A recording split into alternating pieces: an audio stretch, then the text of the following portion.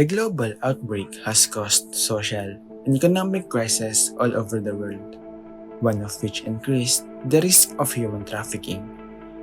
The traffickers took advantage of this crisis that made people vulnerable just to make ends meet, and the fact that some governments divert their attention and resources from anti-trafficking since the global outbreak started.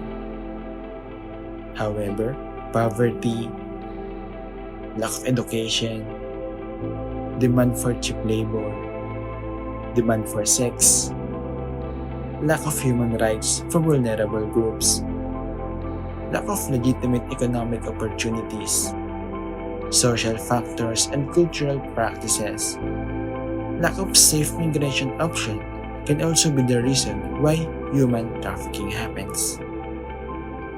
From 2008 and 2019, the number of human trafficking victims identified worldwide more than tripled from 30,961 to 105,787. However, as per Counter-Trafficking Data Collaborative or CTDC latest data in 2020, there have been 108,613 individual cases of human trafficking in 164 countries with 175 nationalities all over the world. However, this data came from the identified victims, while there are still a number of human trafficking that is not tracked.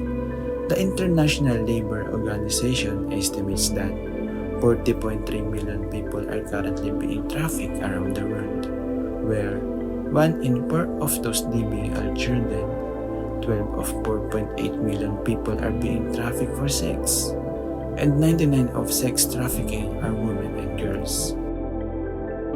This goes to show that human trafficking also increased during the global outbreak. While many people are suffering from the pandemic, some people are being exploited in a wide variety of human trafficking and are hard to be seen and detected. 1. A suspicious vehicle, a van parked where they normally aren't, or out back with the trucks, and men coming and going from it. 2.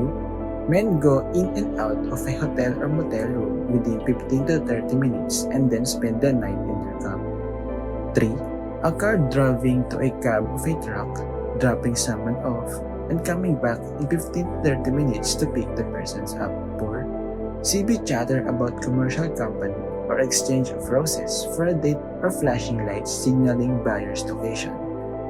5th, seeing a potential victims who has no control of their own identification documents, lack of knowledge of their whereabouts, has restricted or controlled communication, not allowed to speak for self, shows an acknowledgement that she or he has a peep and is making a quota, saying their daddy needs money, and lastly, has sign of branding or tattooing showing ownership. This is how you can take action against human trafficking. First, report a tip. If you see someone who think and feel does not belong to the group or workplace and is under the control of someone, call the National Human Trafficking Hotline and report a tip.